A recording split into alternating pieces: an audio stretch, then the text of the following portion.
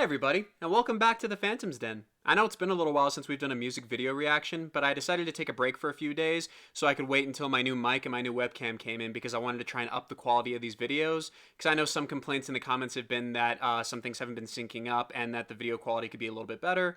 So I'm hoping that with this new equipment, for me starting out, I'm hoping that this will help make everything a little bit smoother, more enjoyable to watch.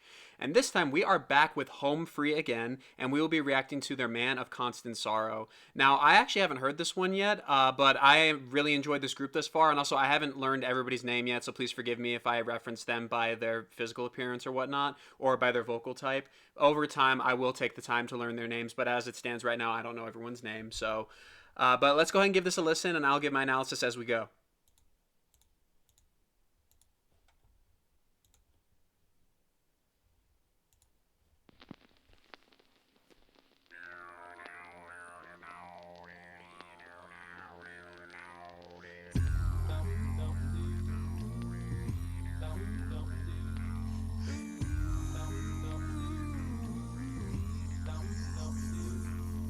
I am a man of constant sorrow. I've seen trouble all my days. Ooh, oh wow, there's already some great stuff going on in here already. Wow, first of all, their percussionist, just the twangy down, now, now that he's doing is just so on point. Like, at first, I thought it was an instrument in the background. Like, I know, again, they're an a cappella group, but he's just that good. And the harmonica sound, I don't even know how he's doing that. That's so incredible. Austin, who is doing the lead vocals, I really, really like a lot of the stylistic choices that he's making. They're obviously going for like that southern drawl in this piece, and they're going for that, you know, Louisiana Bayou sound, which is great for this piece. First of all, he is doing a lot of intricate things with his voice that is lending itself to that style. He is dipping into notes. He is leaning into them. He is doing a gritty little bit of a growl, like, I am a man of constant sorrow. And he's adding in like closed vowel unification, meaning that it's making it sound more country, more southern in that style. But I'm really liking it. I'm liking the bounce and the ebb and flow. I'm really liking the simplicity. Like, he's not adding a lot to his voice, but the stylistic choices that he's making is making it so perfect for the genre, and it's just making it really fun to listen to. Let's keep going.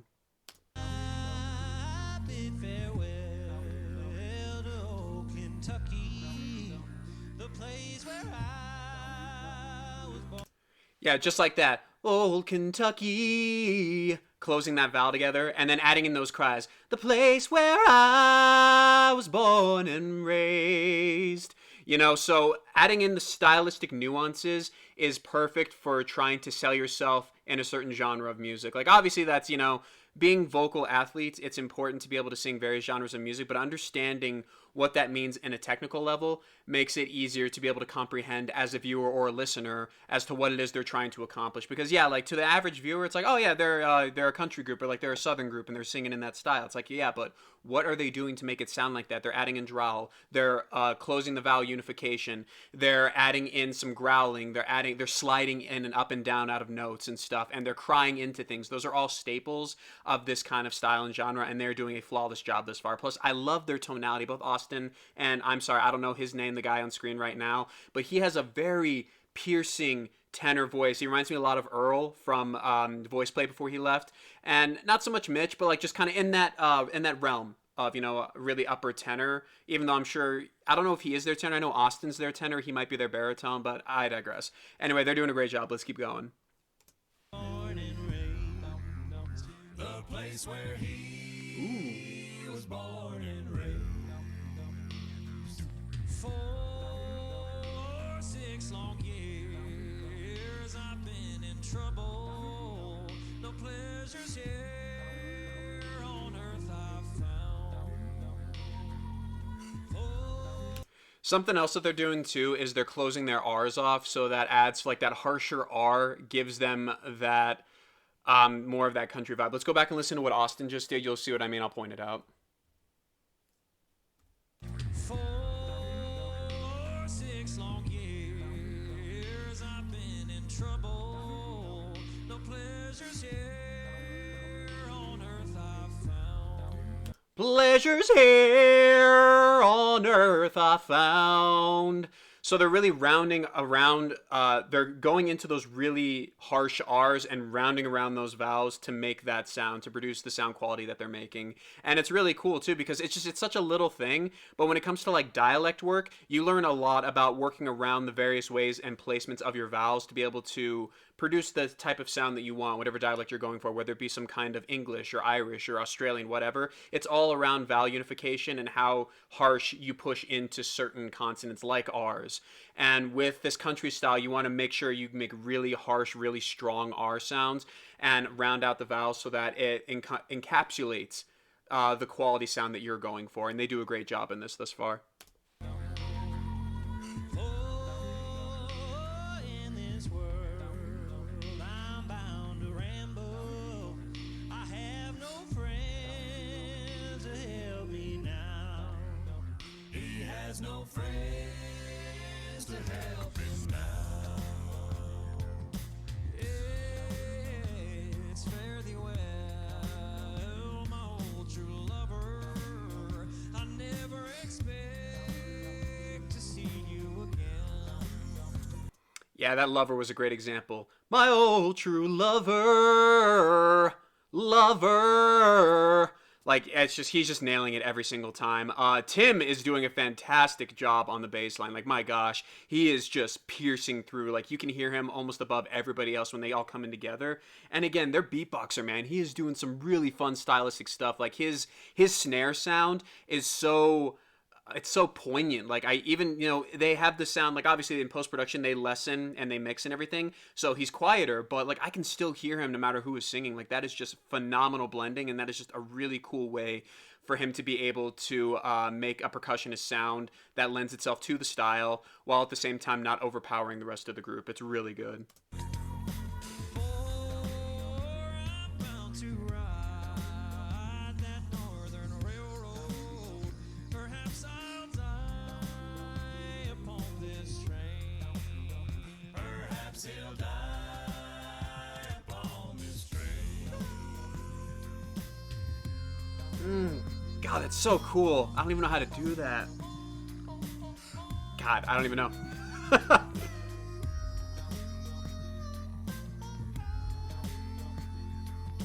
You can bury me in some deep valley for many years where I may live.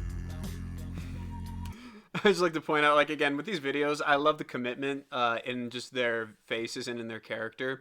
But just with Tim, like, anytime he sings like this, he is just stone faced. It's like, it is so burly, it's so manly, like, it resonates, like, you can feel it, it vibrates your whole body. I just love it. It's so fun to watch.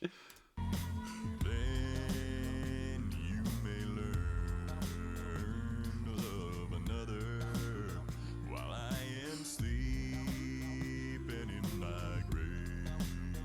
While he is sleeping Ooh, damn! in his grave.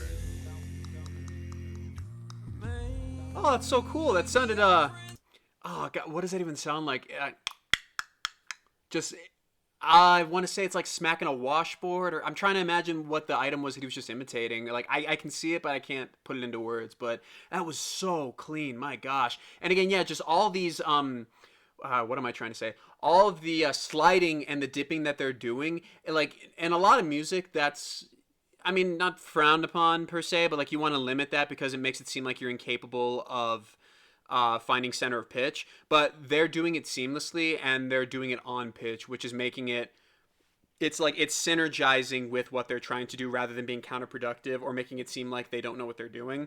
When you get to their level, you're able to pick and choose stylistic moments to add nuance to your performance that can synergize with everyone else and elevate it to the next level. Meaning you can add in things like, different kinds of stylistic choices like crescendoing, like scooping, like dipping, like changing vowel unification and like adding in harshness to certain areas or adding in grit and growling because that's something that you can do comfortably or that's something that adds itself to the style. It's really cool seeing the nuance of their group and how they're playing off of one another to make this piece more than it already was. Think I'm just a stranger. My face you never see no more. But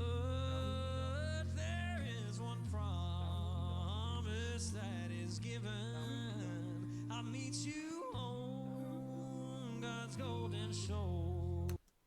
I'll meet you on God's golden shore. Like, just all those breaks, the cries that he adds into his voice. And what he's essentially doing there is he's allowing his voice to flip up. Like, he's not going entirely into his head voice, but he's allowing that break in his voice to happen naturally instead of just letting it slide through and try to work through his work through that break in his voice. He is letting it flip automatically so you can get that on God's golden shore. So adding in cries like that is a great way to imbue emotion or to imbue intention into a piece like this, or anything like that in other music too. Like, it doesn't have to be just this style, but it is a great tool or trick to have in your tool belt, and knowing when to apply it correctly is really important if you want to try and draw your audience in more actively. He'll meet you on God's golden shore. Here we go.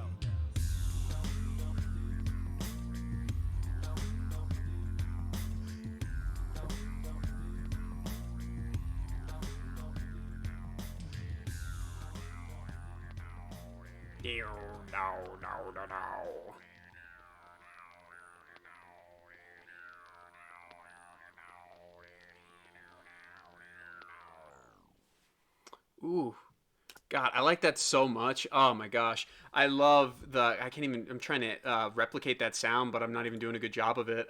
um, oh wow, no, that was a really good piece. Like, it wasn't super complicated, but there was a lot going on. I love the style. I love the nuances. I love the technical elements. I love that they were able to build as a group and once again work off of one another. Like, I want to say that gentleman that was doing the bow now now now sound effect, I think he's their baritone, I want to say. And like, him and the beatboxer combined were making some really, really cool phonetic sounds. I really enjoyed all the clicking, all the droning, everything that make it sound like you really feel like you're in, like, again, they were going for obviously the Bayou effect, and they succeeded really well. They did a lot of cool things with that. Yeah, Tim's stuff just always blows me away. Like, I'm one of those people too, where like, yeah, I'm very impressed by super basses because that's something I can never hope to do. I just don't have the vocal folds for it. Like, my chords aren't thick enough. I'll never sing that low like most people. So it's just fun to get to watch somebody who's really talented at it do it.